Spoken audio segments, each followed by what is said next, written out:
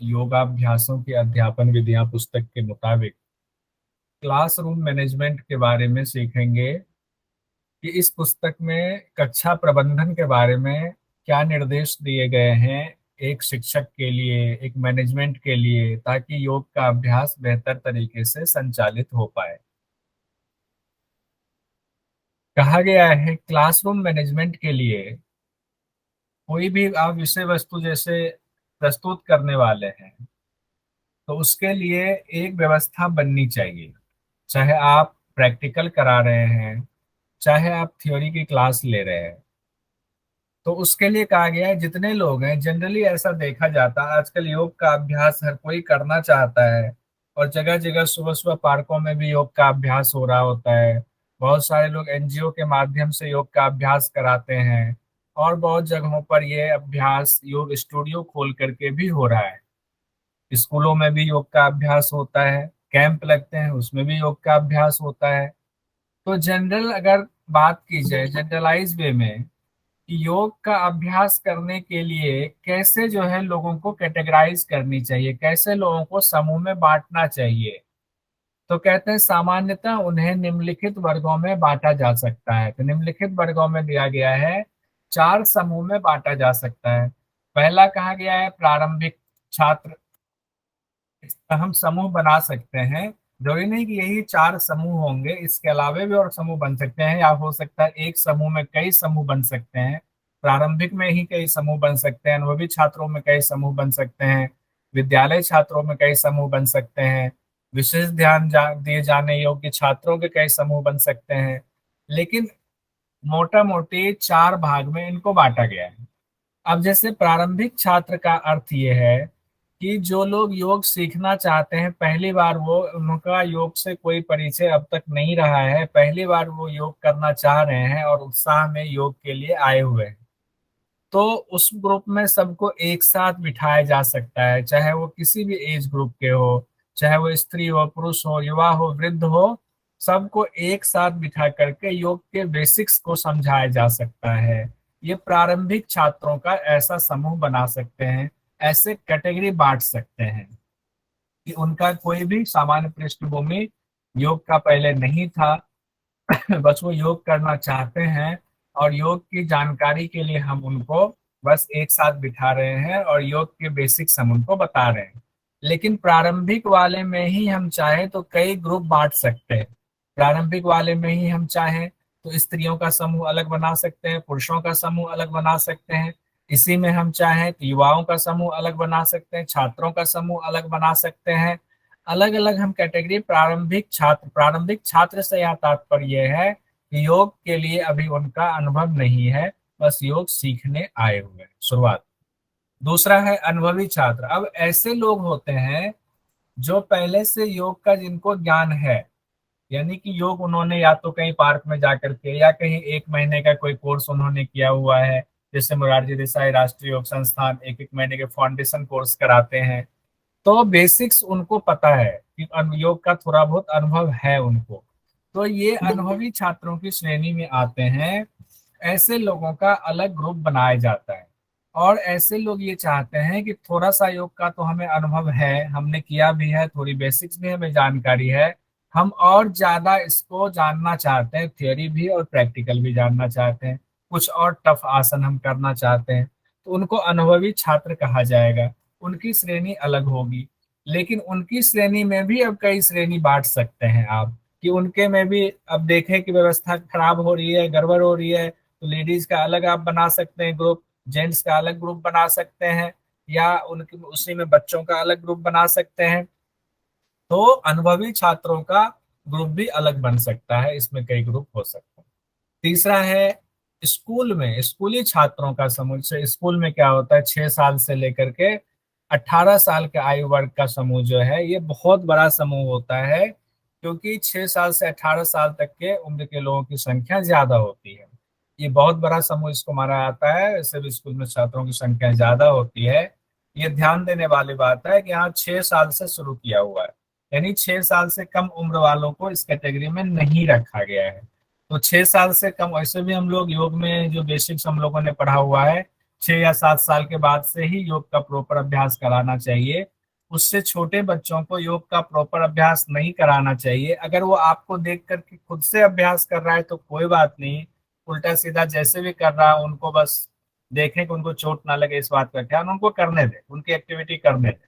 उसके लिए कई रीजन बताए जाते हैं कि उनके शरीर में हड्डियों की संख्या ज्यादा होती है, इसीलिए उस समय प्रॉपर अभ्यास उनको मना किया जाता है। वो जैसे खेल कूद रहे हैं खेलने कूदने दें, हंसते खेलते कर रहे हैं। लेकिन यहाँ कहा गया है विद्यालय समूह में 6 से 18 साल की आयु वर्ग का जो समूह होगा उसको हम इस कैटेगरी में रखें। अब इसमें भी कई कैटेगरी बांटी जा सकती है कि बच्चों के हमने सोचा कि 6 से 10 साल के बच्चों का एक समूह बना लेते हैं, 10 से 15 साल के बच्चों का एक समूह बना लेते हैं, 15 से 18 साल के बच्चों का एक समूह बना लेते हैं। उसमें भी हम इस तरह से कैटेगरी बांट सकते हैं। इसमें भी हम लड़के को अलग समूह बना सकते हैं, लड़कियों का अलग समूह बना सकते हैं। जैसी व्यवस्था हो और माहौल को देखते हुए, आपके पास स्थान को देखते हुए हम इसमें भी अलग अलग कैटेगरी बना सकते हैं। आपसे एग्जाम में आ सकता है विद्यालय छात्रों की समूह जो है उसमें उम्र क्या हो सकती है, तो 6 से 18 साल, 6 से 15 साल, 10 से 15 साल ऐसे दिया जा सकता है क्वेश्चंस में। तो हम 6 साल से 18 साल के आयु वर्ग वालों को स्कूली स्टूडेंट्स वाला जो ग्रुप है उसमें रखेंगे।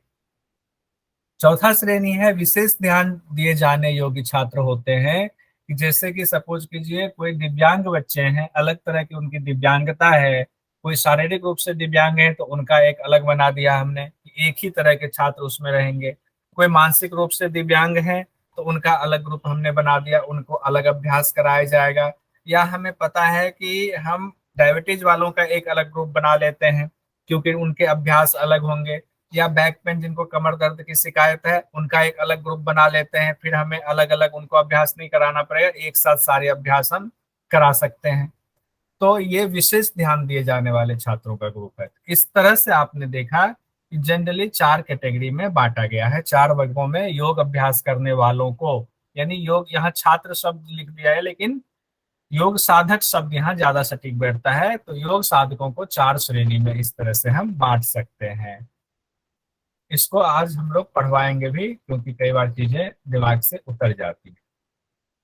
अब जो बड़ा इंपॉर्टेंट आता है, क्लास में आप लोगों ने भी कॉलेज में पढ़ाई की होंगी, इसमें बड़ी दिक्कत होती, समस्या ये होती है कि कुछ छात्र डिस्टर्बिंग एलिमेंट्स होते हैं, वो समस्या उत्पन्न करते हैं क्लासरूम में।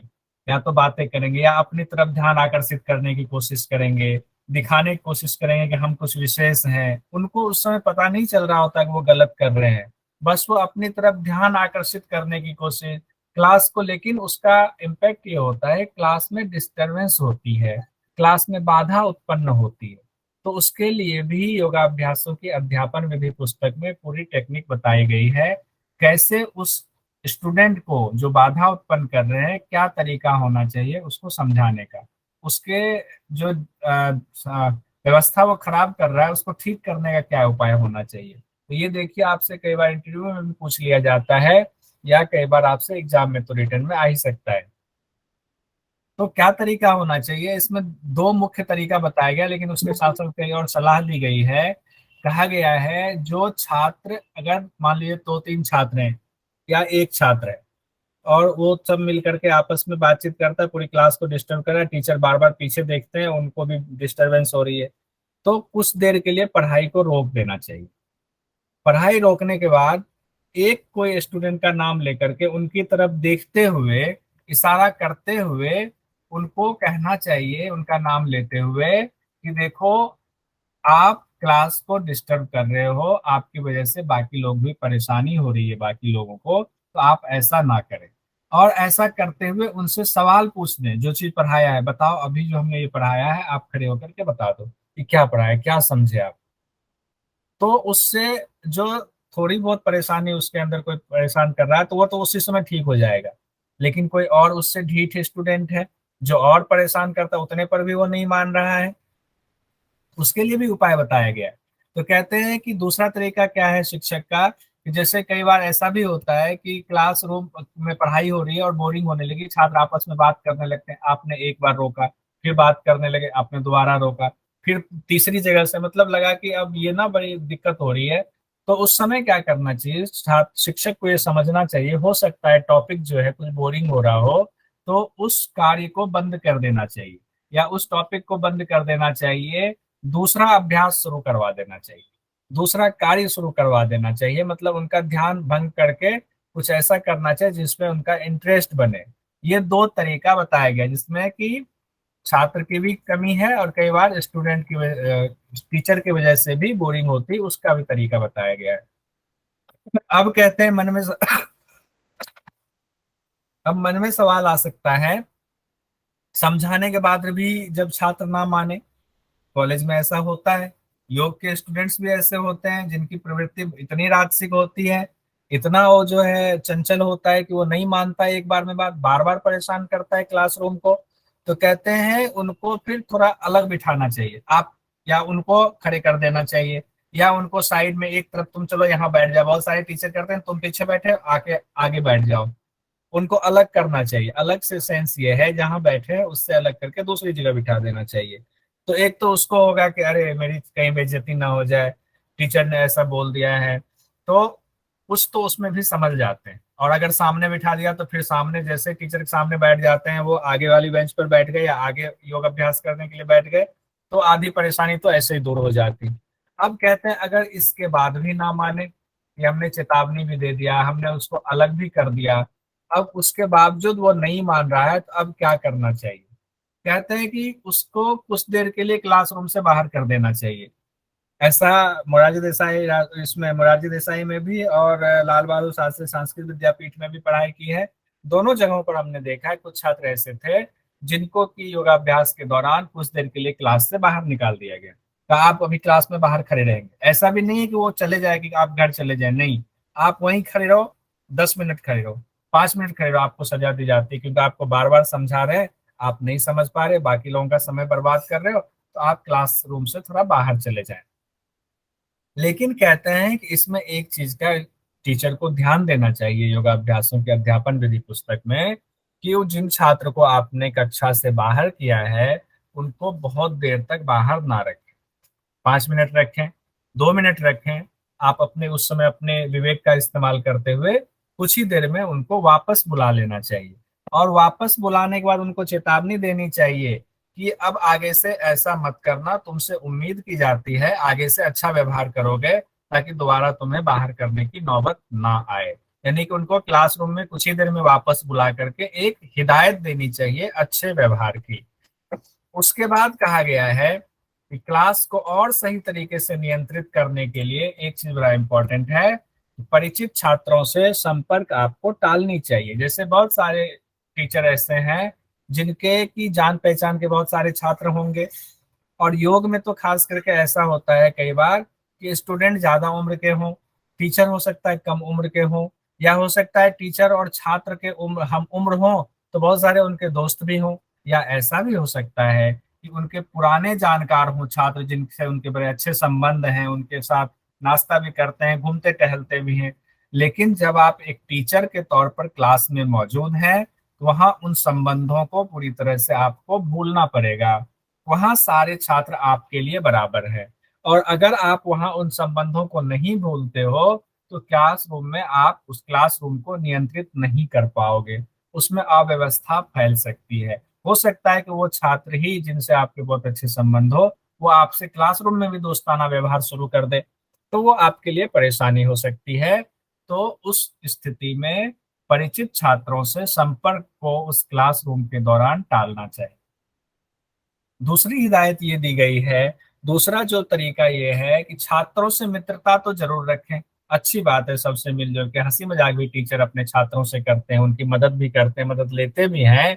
लेकिन अपना ही सम्मान बचाए रखने के लिए एक डिस्टेंस भी बहुत जरूरी होता है। ये अभी जब लाल बहादुर शास्त्री संस्कृत विद्यापीठ में हम लोग पढ़ते थे, तो हमें पढ़ाने के लिए, योग अभ्यास कराने के लिए एक सर आते थे, डॉक्टर रमेश सर। जब रमेश सर आते थे तो बहुत अच्छा दोस्ताना व्यवहार वो रखते थे हम लोगों के साथ में। और क्लास खत्म होने के बाद गैप मिलता था 2 घंटे का या 1 घंटे का, उसके बाद हमारी थियरी की क्लास होती थी, तो उस दौरान हम लोग नाश्ता करते थे। तो बाहर जा करके लॉन में बैठ के, या नाश्ता वाला बैठ बना हुआ था, या कैंटीन में बैठकर हम लोग खाना खाते थे एक साथ ही। रमेश सर के साथ ही हम लोग जैसे खाना खा रहे हैं, तो उस दौरान हम लोग साथ में ही भोजन करते थे, हंसी मजाक होती थी, सर हम लोगों को बहुत प्रेम से बात करते, बड़ा दोस्ताना माहौल होता था, सब जानते थे योग के छात्र हैं। उस समय कॉन्ट्रैक्ट पर थे वो रमेश सर। उसके बाद क्या हुआ, उनकी वहां पर परमानेंट नौकरी लग गई, अब वो असिस्टेंट प्रोफेसर हो गए वहां पर। उसके बाद उनको अलग चैम्बर मिला, और उसके बाद स्थिति ये हुई कि उनको निर्देश दिया गया कि अब आप छात्रों के साथ बैठ करके नाश्ता नहीं करेंगे, छात्रों के साथ बैठ करके भोजन नहीं करेंगे। थोड़ा सा अगर कभी करने की नौबत जरूरत हो, या ऐसा हो कि कोई पार्टी हो रही, कॉलेज में कोई फंक्शन है, तो अलग बात है, उसमें भी एक डिस्टेंस होना चाहिए, एक सामाजिक दूरी, सामाजिक अंतर भी रखना चाहिए आपको, कि आप टीचर हैं, टीचर की तरह कोई इतना दोस्ताना व्यवहार आपके साथ ना करने लग जाए कि वो खराब लगे। तो उनको एक दायरे में रखना है स्टूडेंट को भी, कि आप तरह सा इन शब्दों का या ऐसे व्यवहार ना करें, उनको हिदायत देनी है। तो ये बड़ा इंपॉर्टेंट होता है, ये हमें रमेश सर ने बताया था कि हमें ये कहा गया है अब छात्रों के साथ परिसर में ना घूमें, या छात्रों के साथ आप जाकर के जैसे नाश्ता पहले करते थे वैसे ना करें। तो एक सामाजिक दूरी उन्होंने बनाई, और हम लोगों को ये जानकारी दी थी उन्होंने। दूसरा कहा गया है, किसी भी छात्र के प्रति अगर कोई छात्र परेशान भी कर रहा है क्लास में, उसने गड़बड़ भी की है, तो उनके प्रति मनमुटाव ना रखें। उसी समय जो आपको टीचिंग की जो स्किल्स बताई गई योगाभ्यासों के अध्यापन विधि में, उस स्किल्स का इस्तेमाल करते हुए उस प्रॉब्लम को सॉल्व करने की कोशिश करनी चाहिए, ना कि उसके प्रति कोई मनमुटाव रखना चाहिए छात्र के प्रति। अब ये तो यहाँ हो गया, अब इस और इम्पोर्टेंट चीजें आ रही है, इससे कई सवाल पूछे जाते हैं। कक्षा में बैठने की व्यवस्था कैसी होनी चाहिए?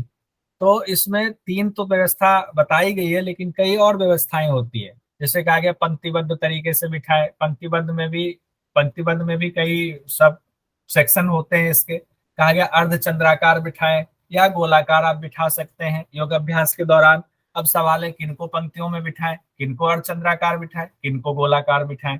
इसको एक बार देखते हैं, आगे इसका दिया हुआ है, लेकिन फिर भी एक बार हम लोग यहाँ पर इस पुस्तक में कक्षा संरचना का दिया है। देखिए यहाँ अध्यापक बैठे हुए हैं, अब अध्यापक यहाँ बैठे हुए हैं, और इन्होंने क्या करा, पंक्तिबद्ध तरीके से ऐसे बना दिया, हॉरिजॉन्टली उन्होंने पंक्तिबद्ध तरीके से बिठा दिया कि छात्र उनकी तरफ मुंह कर करके बैठे हुए हैं। आगे उन्होंने ज्यादा छात्रों को लिया, उसके बाद कम छात्रों को लिया, फिर उसके बाद कम छात्रों को, इस तरह से वो एक सीक्वेंस उन्होंने पंक्तिबद्ध का ही स्टाइल बनाया हॉरिजॉन्टल में। दूसरे में दिखाया गया है कि टीचर यहाँ बैठे हुए हैं, और उन्होंने बीच में स्पेस बिल्कुल खाली रखा हुआ है, ये स्पेस बिल्कुल खाली रखा है। और यहाँ पर क्या करा, दोनों तरफ से स्टूडेंट को बिठा दिया, स्टूडेंट्स दोनों तरफ एक दूसरे की तरफ मुंह करके बैठे हैं। यहाँ इनका मुख इस तरफ है, यहाँ इनका मुख इस तरफ है, तो एक दूसरे की तरफ मुख करके बैठे हुए हैं। ये भी पंक्तिबद्ध का ही एक तरीका है, बस इसमें सिस्टम चेंज कर दिया गया। उसके बाद है अर्धचंद्राकार, इससे संबंधित सवाल कई बार पूछे जाते हैं। जब छात्रों का छोटा समूह हो तो किस तरीके से बिठाना चाहिए, तो उस समय आप कहेंगे अर्धचंद्राकार तरीके से बिठाना चाहिए। अब इस बार जो एक क्वेश्चन पूछा गया था, ये एक इस बार नहीं कई बार पूछा गया है, और ये बार बार पूछा जाता है, हर बार इस बार कुछ और अगले बार कुछ और चेंज करके पूछा जाता है। कहते हैं कि कक्षा में हर एक छात्र को बैठने के लिए पर्याप्त जगह चाहिए। कितना पर्याप्त जगह चाहिए? तो 40 वर्ग फीट का स्पेस चाहिए हर एक छात्र को। तो ये क्वेश्चंस आ जाता है कि एक योग के एक छात्र को यौगिक अभ्यास के लिए कितनी जगह की जरूरत होती है? तो 40 वर्ग फीट जगह की जरूरत होती है। इस बार मेरे ख्याल से आ गया सर, इस बार ये हाँ 40 वर्ग फीट आया था सर। हाँ ये आया था ये सर। गलत हो गया। कर दिया सर। नहीं नहीं अच्छा, वो गलत। उसके बाद कह रहे हैं कि जमीन पर दरी बिछाओ तो बेहतर है, और अगर दरी ना हो, दरी की व्यवस्था ना हो, तो जमीन अच्छी तरह से साफ होनी चाहिए। कि जमीन को हमने अच्छे से झाड़ू लगा करके साफ करवा लिया, और साफ करने के बाद हर छात्र अपना अपना योगा मैट या अपना अपना आसन, उसको कह सकते हैं, उसको चटाई भी कह सकते हैं, पट्टी कह सकते हैं, वो बिछा लें अपने हिसाब से। और चटाई की इसमें लंबाई चौड़ाई भी दी हुई है। उस चटाई के ऊपर स्वच्छ कपड़ा होना चाहिए, ताकि हाइजीन का आपका ध्यान रहे, आपको कोई दिक्कत ना हो। हाइजीन से संबंधित कोई समस्या ना हो। तो उस पर जो कपड़ा बिछा होना चाहिए उसकी लंबाई चौड़ाई बताई गई है, वो 3 फुट चौड़ा हो, 6 फीट लंबा हो। यानी कि 3 फीट चौड़ा और 6 फीट लंबा, ये आपसे पूछा जा सकता है। या इसको पलट के ऐसे भी कहा जा सकता है, एक सामान्यतः एक चटाई या एक मैट की कितनी लंबाई चौड़ाई होनी चाहिए, ये एक तरह से मैट की ही बात है। उसके ऊपर कपड़ा तो उतना ही बड़ा आप बिछाएंगे। तो ये 3 फीट गुना 6 फीट, ये स्वच्छ कपड़े की, हालांकि चर्चा कपड़े की गई है। अब कहा गया है अध्यापक को ऐसी जगह बैठना चाहिए जहां से हर छात्र को अच्छी तरह देख पाए। यानी कि अध्यापक की जगह ऐसी हो नहीं होनी चाहिए जहां से आगे वाले स्टूडेंट दिख रहे हैं, पीछे वाले ना दिखे, वो उसका सिर उससे छिप जा रहा है, या उसका अभ्यास एक का अभ्यास देख रहे हैं, दूसरे का नहीं देख पा रहे हैं। तो सबको देख पाए ऐसी जगह बैठना चाहिए। और अगर बड़ा समूह है, देखिए यहीं पर आया हुआ है, अगर छात्रों का समूह बड़ा है तो वहां एक मंच होना आवश्यक है। यानी अध्यापक को फिर मंच पे बैठना चाहिए। अब मंच भी छोटा नहीं, थोड़ा बड़ा होना चाहिए जिसमें वो चहलकदमी कर पाए, मूवमेंट कर पाए, घूम पाए, ताकि वो पूरी बात बता भी पाए और एक तरफ से दूसरी तरफ जा करके सब लोगों को देख भी पाए। छोटे छात्र समूहों के लिए छात्रों को अर्धचंद्राकार बिठाना चाहिए। ये बेहतर तरीका है ताकि प्रत्येक छात्र को अध्यापक दिखाई दे और अध्यापक को हर छात्र दिखाई दे। तो यहाँ पर दो चीजें अभी तक आई कि बड़ा समूह हो तो मंच पर बैठना चाहिए, छोटे समूह के लिए अर्धचंद्राकार व्यवस्था बनानी चाहिए। अब इस पुस्तक में कहा गया है, योगाभ्यासों के अध्यापन विधि पुस्तक में, कि कक्षा के लिए हॉल या सभागार कैसा होना चाहिए। तो कहते हैं हॉल और सभागार जो वेंटिलेटेड होना चाहिए, ऐसा ना हो कि उसमें सफोकेशन हो जाए, यानी कि रोशनदान होनी चाहिए, हवा आने जाने की व्यवस्था होनी चाहिए। उसमें रोशनी की पूरी व्यवस्था होनी चाहिए, या तो प्राकृतिक रोशनी हो या फिर अंदर आप ट्यूबलाइट्स या लाइट्स जला करके वो व्यवस्था होनी चाहिए, ताकि छात्र शिक्षक को और शिक्षक छात्र को स्पष्ट रूप से दिखाई दे। या कोई बोर्ड लगा हुआ है, बोर्ड पर क्या लिखा जा रहा है, क्या प्रेजेंट किया जा रहा है, वो अच्छे से दिखाई दे। साथ ही वो कक्ष जो होना चाहिए, वो सभागार जो होना चाहिए, वो हॉल होना चाहिए, वो शांत होना चाहिए। ऐसा ना हो कि बाहर का शोरगुल वहां बहुत आवाज आए। ये हॉल की विशेषता बताई गई है। अब कहा गया है कि यौगिक अभ्यास के दौरान निर्देश बहुत जरूरी है कि एक स्टूडेंट छात्र को कैसे निर्देश दे, और निर्देश देने के दौरान वो किन किन बातों का ख्याल रखें, इसको लेकर के स्पष्ट निर्देश दिया गया है।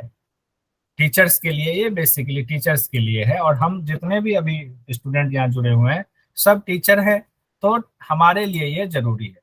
कहते हैं कि इस बात का, जैसे कि हम लोगों ने निर्देश के बारे में पढ़ा हुआ है कि निर्देश 3 तरह से दिया जाता है। एक शुरुआती निर्देश होता है, एक बीच में अभ्यास के दौरान निर्देश दिया जाता है, और एक निर्देश हम लोग देते हैं अभ्यास के बाद, ताकि जो गलतियां रही हैं उस गलतियों को सुधार पाए, और सुधारने से फिर उनके अंदर जो कमियां हैं वो ठीक हो जाएंगी। तो कहते हैं जब शुरुआती निर्देश आप देते हैं, यानी अभ्यास से पहले वाला निर्देश दे रहे हैं, तो इस बात का ध्यान रखें कि सभी छात्रों का ध्यान आपकी तरफ है। ऐसा नहीं कि छात्र अभी तैयारी नहीं है और आपने निर्देश देना शुरू कर दिया। तो छात्रों को पहले तो अलर्ट कर दें कि अब मैं कुछ बताने जा रहा हूँ, ध्यान दो मेरी तरफ। तो छात्र और चेक कर ले कि सारे छात्रों का ध्यान आपकी तरफ है, क्योंकि अगर आपको 2-4 छात्र भी छूट गए तो बाद में वो आपसे फिर सवाल पूछेंगे, तो उसमें समय की बर्बादी हो, उसको रोकने के लिए सभी छात्रों का ध्यान आपकी तरफ होना चाहिए।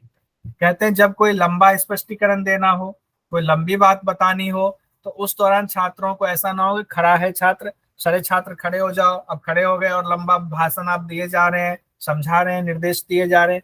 कहते हैं जब लंबा स्पष्टीकरण, लंबा निर्देश देना हो तो छात्रों को बिठा दे। उसके बाद कोशिश करें कि आप उनके पास हो, ताकि आपकी आवाज छात्रों तक स्पष्ट रूप से पहुंच पाए, तब ये अच्छा तरीका माना जाता है। लेकिन कहा गया है जब लंबा जरूरी हो तब दें, और जब जरूरी नहीं है लंबा निर्देश देना तो छोटा निर्देश दें, स्पष्ट निर्देश दें, और धीरे धीरे बताएं। ये नहीं कि जल्दी जल्दी जल्दी जल्दी आपने बता दिया, हाँ तो तारासन का अभ्यास करना, तारासन के लिए देखो दोनों पाँव मिलाकर रखेंगे, दोनों हाथ ऊपर उठाएंगे, पूरा खींचेंगे, दोनों बाह कान से लगी होनी चाहिए, और एड़ी पूरा उठाकर रखना, पेट भी अंदर रखना। आपने जल्दी जल्दी में बता दिया। नहीं, निर्देश का तरीका धीरे धीरे धीमी गति से, देखो दोनों पांव मिला करके सम स्थिति में खड़े होना है। फिर धीरे धीरे दोनों हाथों को आगे उठाएंगे, फिर उंगलियों को आपस में लॉक करेंगे, फिर लॉक करने के बाद धीरे से उंगलियों को पलट देना। मतलब आपका जो निर्देश हो वो सुमधुर और धीमी गति से हो, ताकि उनको, जो आपके सामने स्टूडेंट हैं, वो ठीक से समझ पाए और अपने मन में उसको बिठा पाए। दूसरी बात ये कही गई है, एक समय में एक ही बात का निर्देश देना चाहिए। ये नहीं कि एक ही साथ आपने बहुत सारे निर्देश दे दिए, या एक ही साथ 5 आसन के निर्देश दे दिए आपने, तो जो कभी नहीं किया हुआ है आसन उसके लिए कठिनाई होगी। तो एक बार में एक निर्देश दें। और कई बार ये निर्देश इस बात पे भी डिपेंड करता है कि आपके छात्र आपके सामने किस तरीके के हैं, उनका बैकग्राउंड कैसा है, तो निर्देश उस पर भी डिपेंड करता है कि आप एक निर्देश देंगे या एक से ज्यादा निर्देश दे सकते हैं। निर्देश के दौरान छात्रों का ध्यान बनाए रखने के लिए बड़ा इंपॉर्टेंट है इसका इस्तेमाल। वैसे तो सारा इस्तेमाल करना, इसका इस्तेमाल आप लोग ज्यादा करें, क्योंकि योग की क्लास में भी ये बड़ा, जैसे कि आप किसी को मोटापा के लिए गए या योग की क्लास आप घर घर जाकर ले रहे हैं, वहां ये बड़ा इंपॉर्टेंट होता है कि ये छात्रों के लिए भी कहा गया कि छात्रों का ध्यान आप कैसे अपनी तरफ खींच कर रखेंगे। तो शब्दों को बदलते रहें, सेंटेंस को चेंज करते रहें। जैसे एक बार आपने कोई शब्द इस्तेमाल किया, अगली बार उसका जो है सिनोनिम्स इस्तेमाल कर ले, उसका समान अर्थ वाले दूसरे शब्द का इस्तेमाल कर ले, थोड़ा वाक्य अलग कर ले और अच्छा कर ले। जब अलग अलग शब्दों का इस्तेमाल करते, हो सकता है कोई छात्र एक सेंटेंस नहीं समझ पाए, वो दूसरे तरीके से समझ लेगा, दूसरा शब्द उसकी समझ में आ जाएगा। कोई हिंदी ऐसा टफ शब्द आपने इस्तेमाल कर दिया, नहीं समझ में आया, इंग्लिश का शब्द इस्तेमाल कर दिया, संस्कृत का कर दिया, तो जो जिस बैकग्राउंड का छात्र होगा उसमें से जो जिसके लायक होगा वो उसको कैच कर लेगा। तो अगला कहा गया है, यौगिक अभ्यास कराने से पहले उस अभ्यास की पूरी क्रियाविधि को स्पष्ट रूप से समझा देना चाहिए। कि तारासन करना है तो तारासन की पूरी क्रियाविधि एक बार तो निर्देश भी दे दे, और हो तो उसको करके भी दिखा दे, और तब जो है उनसे अभ्यास करवाए। योगा अभ्यासों की अध्यापन विधि पुस्तक के मुताबिक एक योग साधक को कितनी जगह की जरूरत होती है? सब लोग जवाब दीजिए, मैसेज कीजिए टेक्स्ट में। अभी हमने पढ़ा था, सर भी पढ़ाए थे, अभी चर्चा भी हुई थी। हाँ। आंसर को आप बोलते जाइए, वो कर कीजिए। बहुत बढ़िया। कौन कौन लोग दे रहे 40 हैं? वर्ग फीट। ठीक है, सबका आंसर ज्यादातर सही है। बहुत अच्छा। अगला क्वेश्चन है, छोटे छात्रों के समूह के लिए बैठने का कौन सा तरीका सबसे बेहतर होता है? ऑप्शन पंक्तिबद्ध, अर्धचंद्राकार, गोल। बहुत बढ़िया पुंडेल जी, अंकिता जी, रंजना जी, जानकी जी, बहुत बढ़िया। और ये भी चीज देखेंगे कि क्यों होता है, क्योंकि जैसे अर्धचंद्राकार की जो स्थिति होती है, अगर हम देखें तो वहां जब सामने टीचर बैठते हैं तो वो जो बोलते हैं वो बाकियों को बहुत बेहतर समझ आएगा, क्योंकि संख्या छोटी है। तो जो इंस्ट्रक्शंस होंगे वो क्लियरली सुनाई देगा। अगर ज्यादा होगा तो चंद्राकार में बिठाएंगे तो वो सुनाई नहीं पड़ेगा, जो दूर के लोग होंगे उनको सुनाई नहीं देगा। ठीक है। इसीलिए छोटे में अर्धचंद्राकार। ठीक है, जल्दी जल्दी करना पड़ेगा। मीना जी बड़े आप जो है, मीना यस, जी अब आगे का क्वेश्चन आप पूछिए, 2 क्वेश्चन आप पूछिए। बड़े समूह के लिए बैठने का कौन सा तरीका बेहतर होता है?